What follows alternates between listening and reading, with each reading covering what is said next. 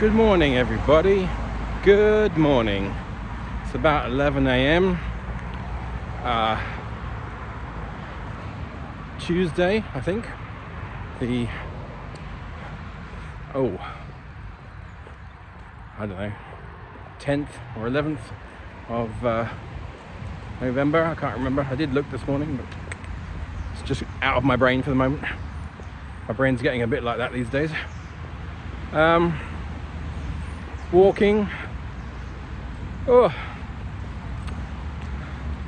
I've got about just over about 4 miles to walk today, which is cool. I tell you what though, that big walk that I did on Sunday back from my mum's,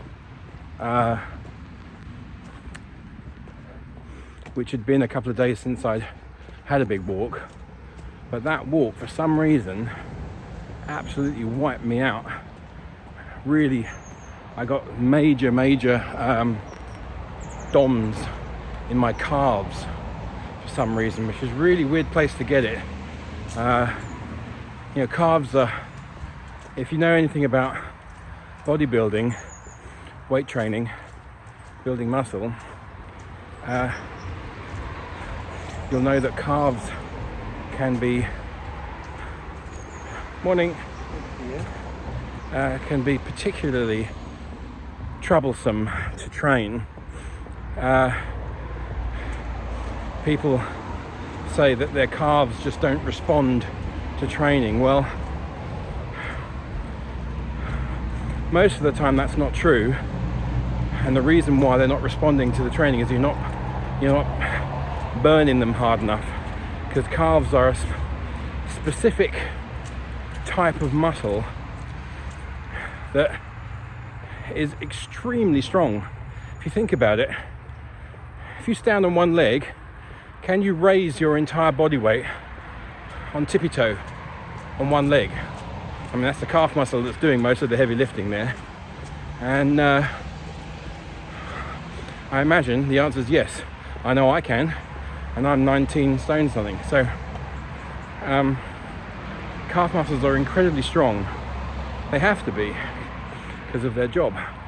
So in order to blast them, make them grow, you have to really blast them in the way that perhaps you don't with biceps and triceps.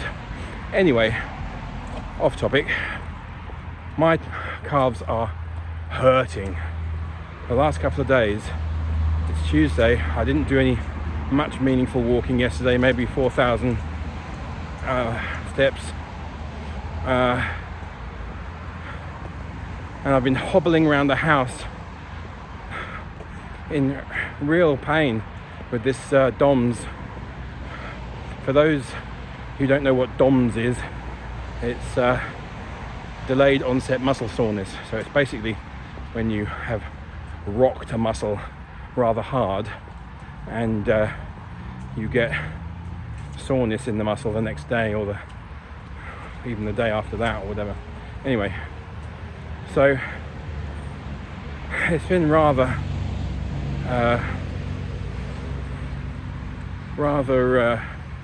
unpleasant actually, but yeah.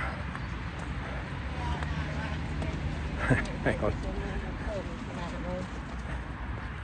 So I am walking a new route. Basically we had to go to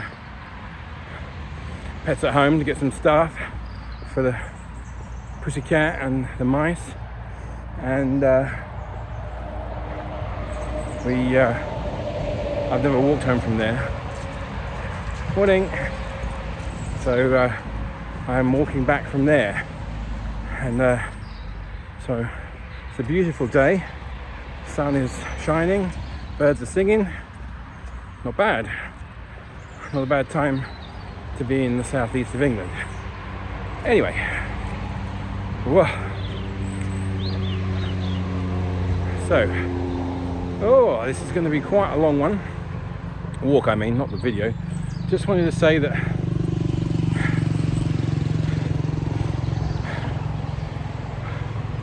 I'm doing okay.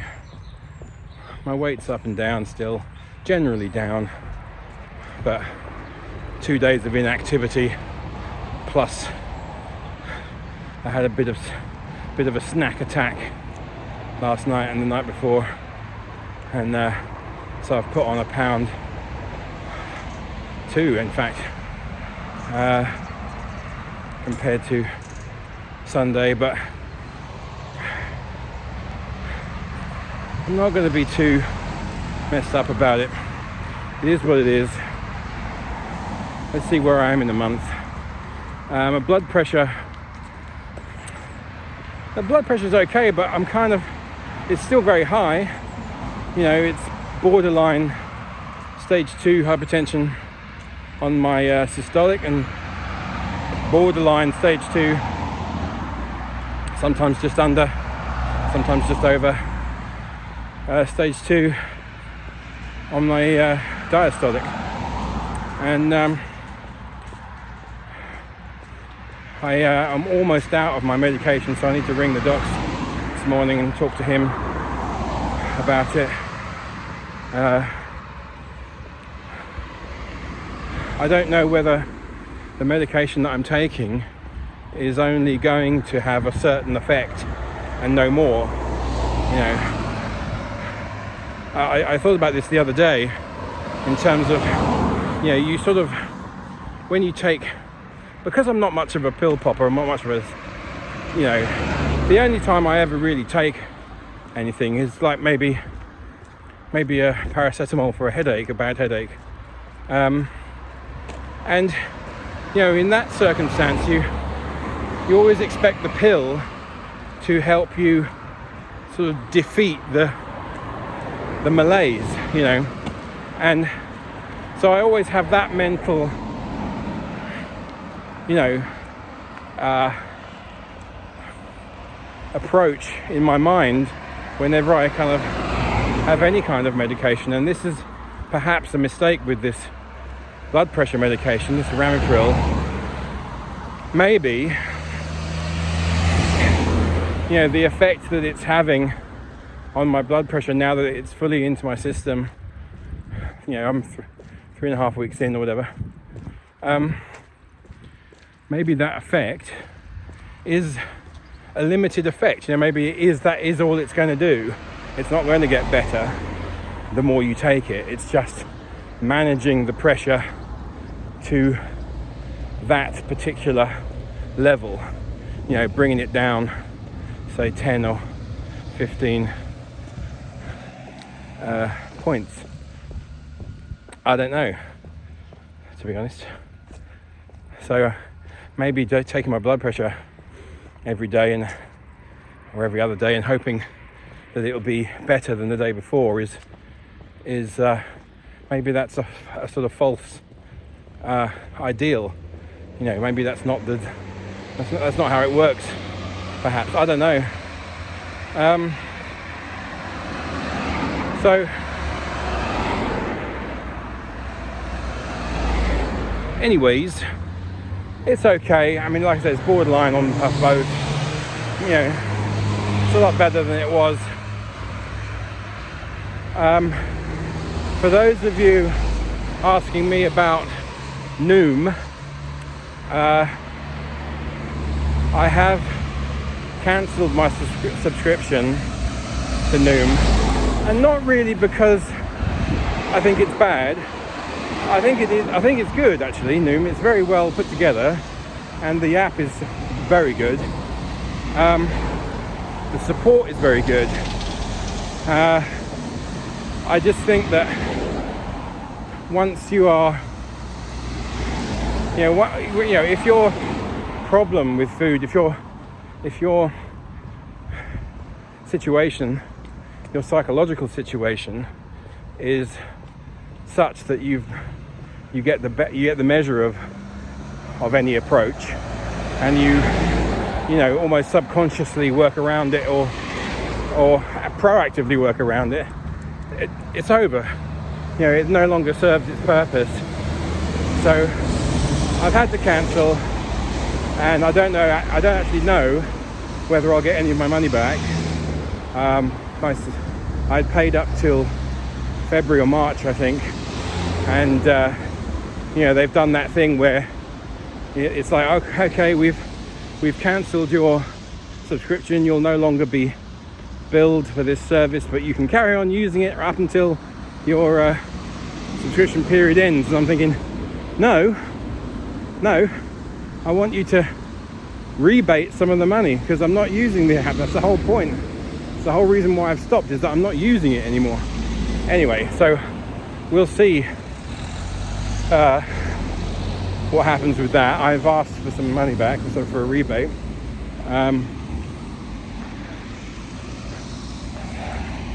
And the documentation is actually slightly confused in terms of whether or not they are happy to do that or not.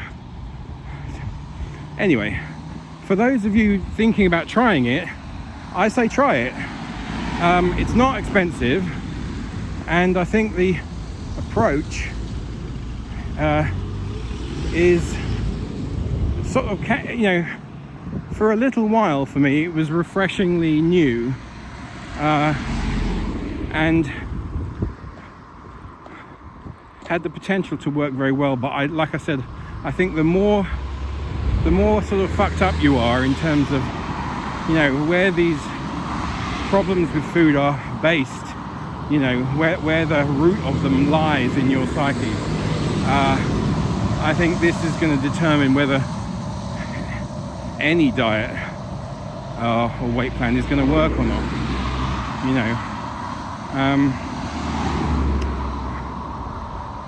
And this was what I've found with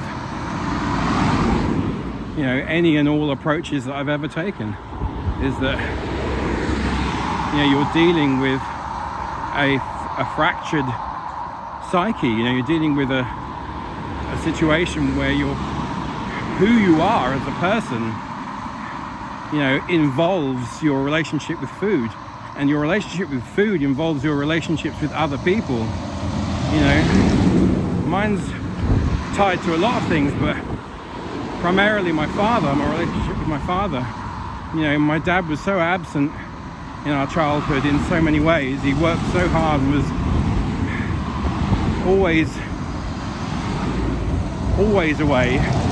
And to be fair to him, I'm not saying he's an angel, because to be fair and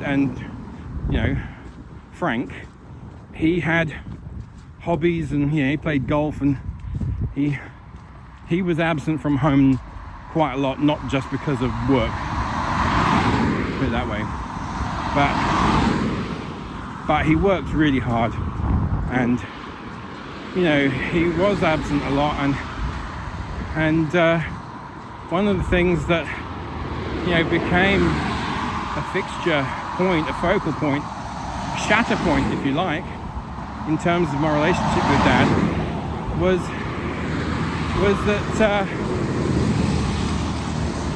that days out with him were very few and far between, and would be a work day. He was a traveling salesman most of his life, and so I used to like going with him when he got a new company car. So I can remember the day we exchanged his sort of red, dirty red looking Cortina, Ford Cortina Mark V, I think that was, the last one, 1.6L for a Dove Grey Cortina 1.6L, bless him. I remember being excited that the new car had a center armrest that you could pull down in the back. I remember taking that car and exchanging it for his first Sierra. Anyway, these were days out with Dad, and they would involve usually fish and chips or a McDonald's or something like that, Wimpy. He liked that kind of food too. And I can see that it's, the attraction to that kind of thing is born right there. You know, we didn't have that kind of stuff in the house. We didn't have, you know, junk food in the house. Mum was, you know, Mum tried to be quite self-sufficient. She had to be, because we didn't have much money. So she made her own fruit juice and bread. And, you know, my typical lunch, packed lunch to go to school with was a, you know, it's an Ivel 5 pints plastic milk bottle, you know, repurposed as a drinking bottle, with homemade fruit juice in, usually lemon, homemade fruit juice, and a sandwich bag with homemade bread, peanut butter sandwiches. Now, you know, actually pretty healthy, but it was a far cry from the sort of thing that my school friends would generally have, you know, with their lovely bright Star Wars lunch boxes and full of crisps and chocolate and white sliced bread and all the things that as a kid you kind of, you know, envy them having, because we never had that sort of stuff really. It's so tricky, because now that I have my own children, you know, you don't want to deprive them of treat foods or you know, but what you want, you know, you want to kind of try and avoid what happened to you, which is making those things so unobtainable that the moment you're kind of an adult and free to navigate yourself and you've got money in your pocket, what are you going to spend it on? Right? You know, a friend of mine, I won't say who it is, but a friend of mine came from a you know, quite a poor background, never had a lot of money, and when he went off to college, he got a full grant to go to college with, which was back in the day when they were issuing things like that, when the state cared about your education a bit more, and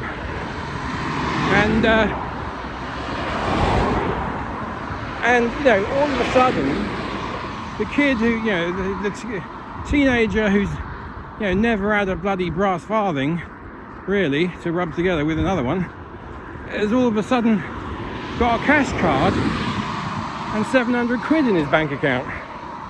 You know, now that money has to last 3 months or whatever it is. So that's, you know, whatever it has to last, the term, let's say from September to Christmas.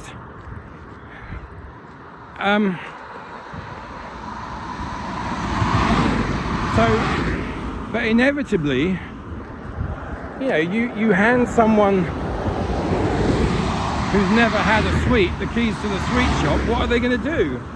And I think that's kind of, in some way, what happened to me. And it just, you know, in terms of my this problem with food.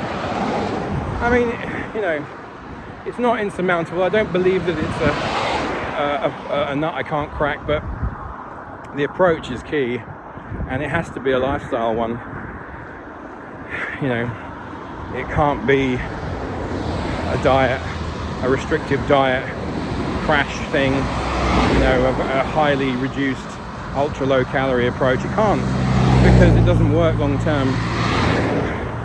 You know, not for me it doesn't. And I don't mean to put down any of those approaches. I think if it works for you, great, it works. And but I think you have to be very careful, because I am, you know, when I started this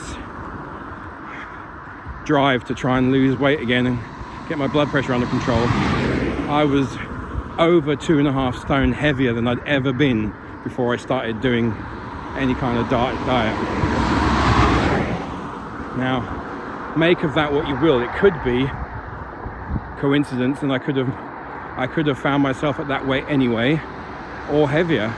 Who knows? But it certainly seems to me that unless you can change your lifestyle, unless you can change things from the root up, nothing's going to work. Nothing. Okay? Because you haven't dealt with the fundamental thing that's broken in you. And you know,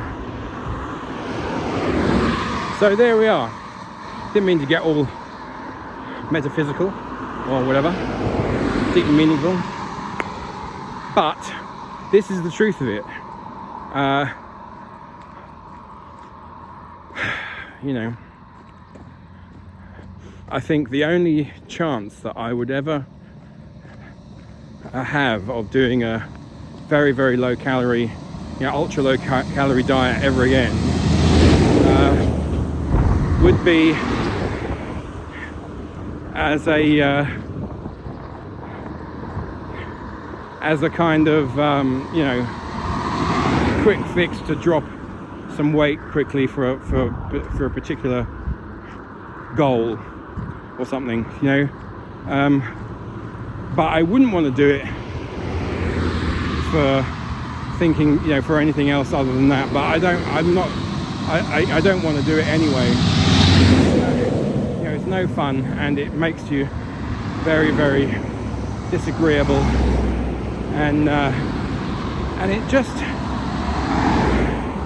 it doesn't work. You know,